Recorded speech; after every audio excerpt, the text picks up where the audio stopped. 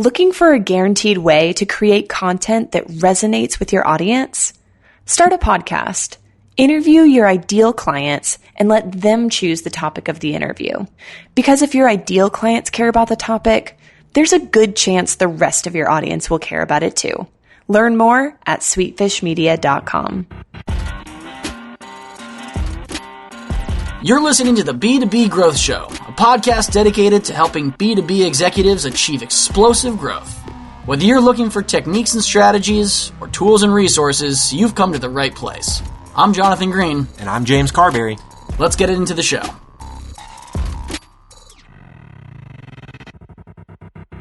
Welcome back to the B2B Growth Show.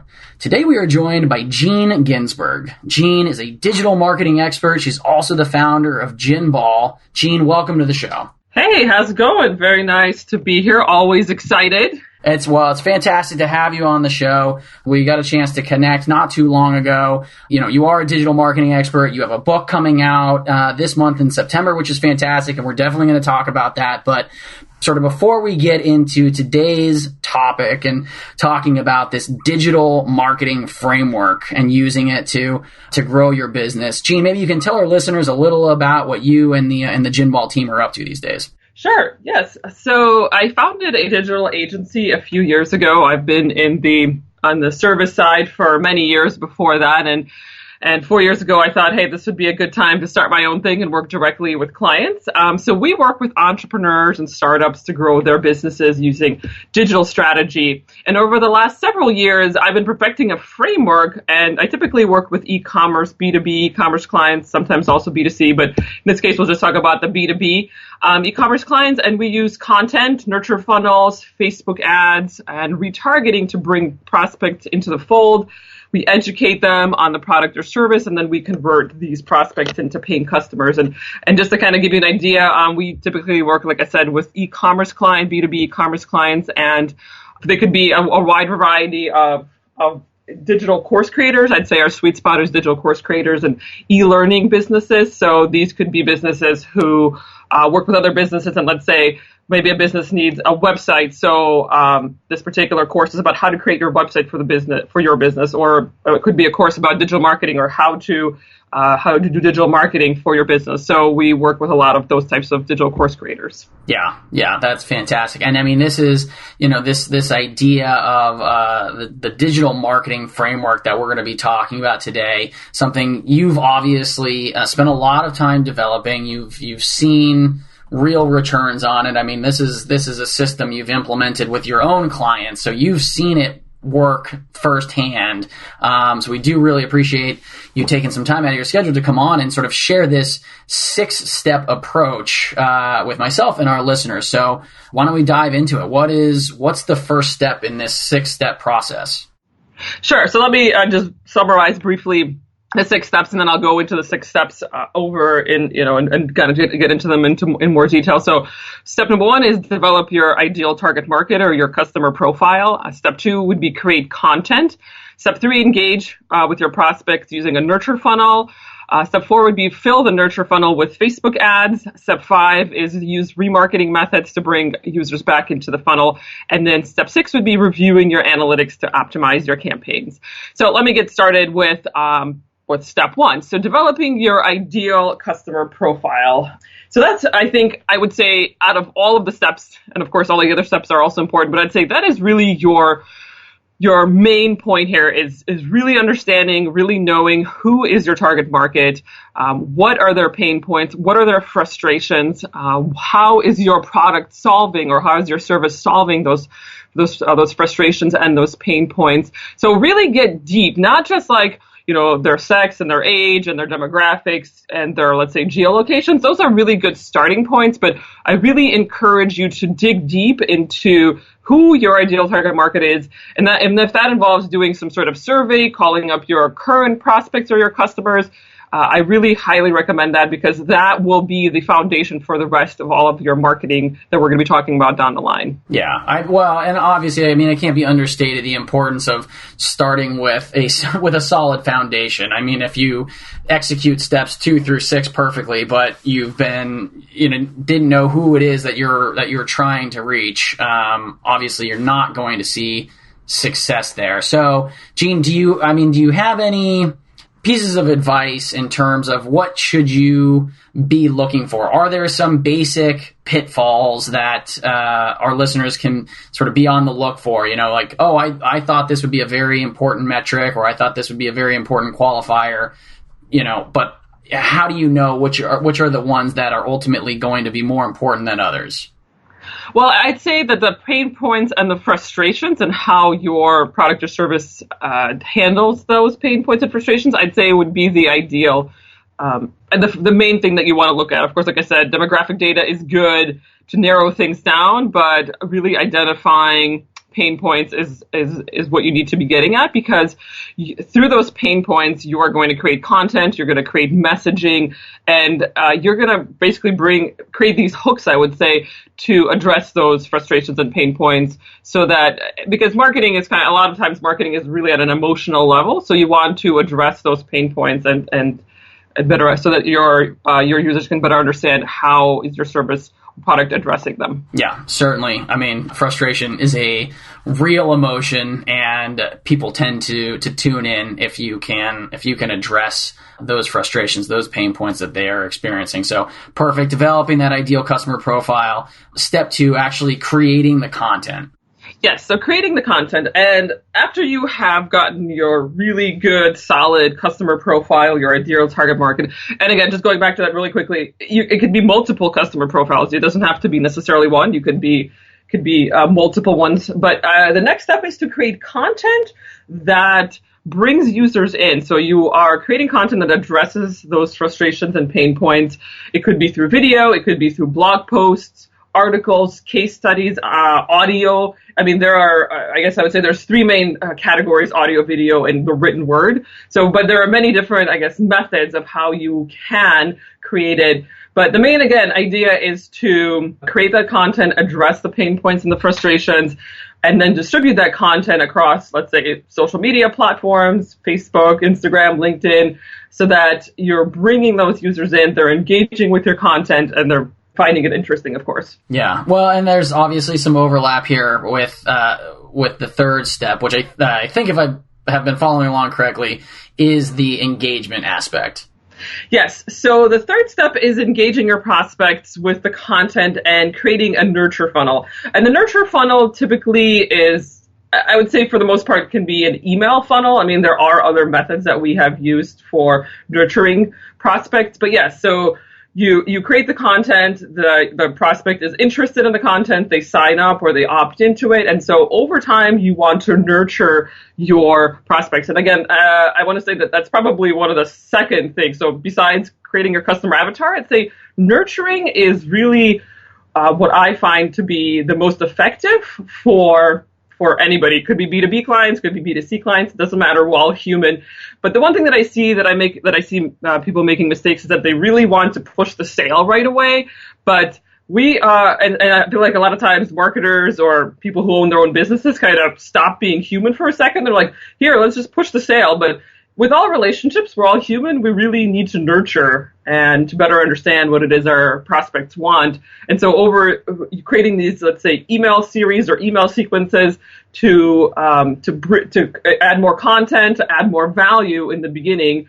And then eventually the sale will just become a natural part of the progression.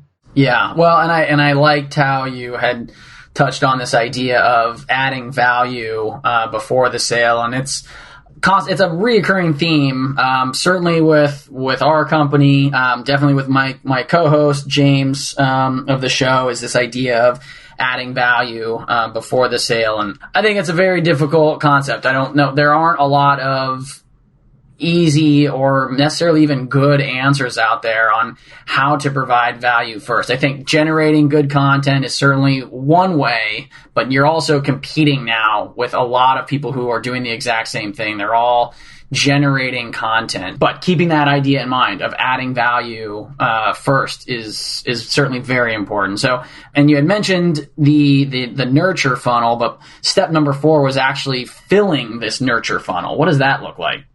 Yeah, so once you have your ideal customer, your content, and your nurture funnel, then you have to fill that nurture funnel with leads, right? So you can, even if you have a nurture funnel, it's not always just going to be, I will create it and they will come. You actually have to actively fill that funnel with prospects who then can be funneled through that nurture sequence. So in my experience, everything that I've seen, and again, I've kind of gotten pushback on it in the B2B space because is respect to Facebook ads. And I still think that Facebook advertising is still a really good method for B2B or B2C. And again, we are still looking for people, whether you're B2B or B2C, doesn't really matter, but we're still looking for people. And there are 2 billion users on Facebook. So I would say that you're probably going to find a lot of times your target market on Facebook. We have used LinkedIn ads in the past, but still Facebook seems to be just outperforming all of the other platforms that I have used for my clients and, even for my own business, because I have a B2B business, of course, an agency. So the great thing about Facebook is that the targeting is so amazing. So you can find, people who like peanut butter and jelly sandwiches, for example, if you're looking for that. But it's just so great that you can, find your ideal target market, which is, of course, going back to number 1, creating your customer profile. So we fill the funnel, we fill a nurture campaign with leads coming in from Facebook. The users engage on Facebook, and then they opt in, and then eventually get, again, funneled through that sequence. And step number 5, I may want to spend a little extra time on this. I think this was the idea of remarketing. Yes. So with step number 4, where we're filling the funnel, a lot of times this is what we call cold traffic. So people who have never heard of you, have never heard of your brand. And so that the engagement can be a little bit lower because, again, these are people who have never engaged with you in the past. But with retargeting campaigns or remarketing campaigns, what we're doing is we are taking what we call warm traffic. So these are individuals or users who have already engaged with you, maybe seen a video, maybe have been to your site, and we are bringing them back into the fold. And from everything that I've seen, remarketing, re-engagement, retargeting campaigns work absolutely the best. Because, again, this is people who already who know a little bit about you and are much, much more likely to convert than people who have absolutely no clue who you are and have no idea what your brand is. Mm-hmm. Now, do you have any pieces of advice for our listeners in terms of, okay, what does that remarketed content look like? If they're already familiar with you, how specific can you get with it? What are the tools that you're using? Are you engaging on multiple platforms? What is the ideal strategy here? Sure, that's a very good question. And so in terms of what is the content, so I'll kind of do a 2-prong approach. I'll talk about the content and then some of the platforms to use and some of the methods. So the content is if the user has engaged with your content, let's say they may have read a blog post of yours or watched a video, I would say the next step with retargeting, when using a retargeting method, you would want to just advance that content. So either have more advanced content, more in-depth content, maybe longer videos, longer blog posts, maybe case studies, things like that, where we know that the user is interested. And so we want to funnel them again through some more advanced steps to take them to the next level. And then in terms of the platform, so I use Facebook for remarketing. I'd say most of the time. I also use display advertising platforms such as AdRoll or Retargeter, which just uses the little display ads that you see if you go to like CNN.com or Huffington Post. But I'd say Facebook is a really good method of retargeting because there's a number of ways that you can retarget users. So there's three ways actually. So you can, if you create videos on Facebook and users engage with your video, you can actually retarget those video views and viewers. So, and you can do it by, let's say, people who have watched 25% of your video, 50%, and all the way up to 95%. So again, if you're retargeting users who have watched 90% of your video, then you're probably getting a very targeted audience. Yeah. Because they've watched the video almost 100%. You can also upload your email list to Facebook and allow Facebook to match those email addresses into their database and then retarget using that method. And then you can also use website visitors. So with the Facebook Pixel, if it's already installed on your website, you can retarget those users who have visited a certain page or have visited your site and set up a campaign within Facebook to target that audience. Again, highly targeted. email list, highly targeted if you're retargeting website visitors. Perfect. And step number 6, kind of the final step in this digital marketing framework that you've developed, actually reviewing your analytics. Yes, and that, again, is also, besides the customer profile, I'd say that is one piece that I see the most mistakes with, or just users not, or businesses really not taking a look at the data, which is extremely important in order to optimize your campaigns. And I would say there's a number of pieces of metrics that I'm going to share with you. So with terms of content, we want to, of course, look for engagement. If you're using Facebook, you want to look at comments, shares, how are people reacting to your content. With terms of email, of course, there's a few metrics that are critical. You want to look at open rates, click-through rates.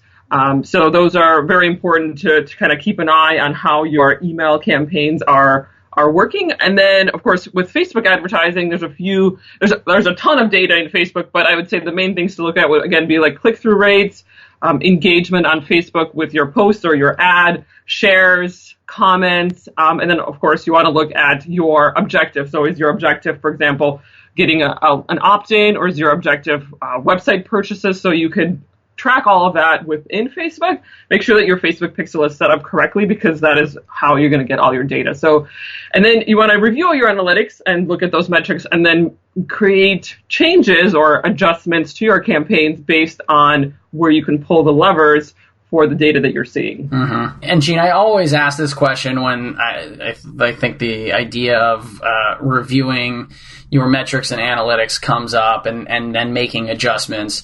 I always like to ask the question, because there's so much information that can be tracked. And so, it can be overwhelming.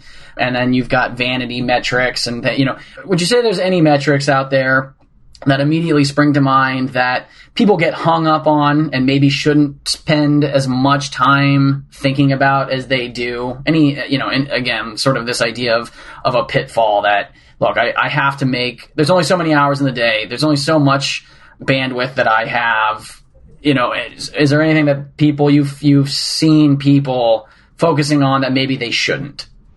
A lot of times I get the questions, how often should I post onto social media? And there's a lot of, I'd say, could be, a lot of times people will be like, oh, maybe just once a week or a couple times a week. I would say, one of the things that I would recommend would be to post on social media every day. And I know that a lot of times people think that might be too much, but with all of the content that, like you even mentioned earlier, really getting your name out there and your brand out there every day would be ideal in terms of, sometimes people even post several times a day. There are gurus out there that I follow, like, for example, Gary Vaynerchuk. He posts like several times a day on all his social media platforms. But I understand we don't all have the bandwidth to do something like that. So I would say my recommendation, rule of thumb, would be post every day on social media. Mm-hmm. Yeah. Yep. Gary is a content machine, and we cannot all be like Gary, even though I know we have a lot of listeners that aspire to be. So, Jean, this has been some fantastic content. Before we let you go, I know that you've got a new book coming out this month. If you can sort of tell us a little about the book, and maybe where our listeners can go to find it. Sure. So the book is going to be out in September. I'm very excited. And the book is called Win New Customers: How to Attract, Connect, and Convert More Prospects into Customers in 60 Days Using Digital Marketing Strategies. We go in depth into all the things that we talked about today and even more. So I'm very excited about it, and I hope you guys will take advantage of it. Anybody who signs up, and I think you said you're going to have a link into the show notes, anybody who signs up will get a discount on the day of the launch. And of course, if you sign up, I'll send you a note about it. So yeah, so really excited about that. That's fantastic. And Jean, and if any of our listeners want to also maybe follow up with you about today's episode, learn a little bit more about Ginball, what's the best way for them to go about doing that? Sure. You can find me on LinkedIn, Jean Ginzburg, or on Facebook, Jean Ginzburg Digital Marketing Expert, or just go to the website, ginball.net. Perfect. Jean, again, thanks so much for taking some time out of your schedule today. It was a pleasure having you on the show. Thanks so much. Have a good rest of the day. If you've been getting value from this podcast, you can help us reach more people by reviewing the show on iTunes. Here's how you can leave a review in less than a minute. Open your podcast app and tap the search icon in the bottom right corner. Type in B2B Growth, then select our show. Once you're there, tap the Reviews tab and tell us what you think of the show. These reviews help us out a ton. Thank you so much for listening. Until next time.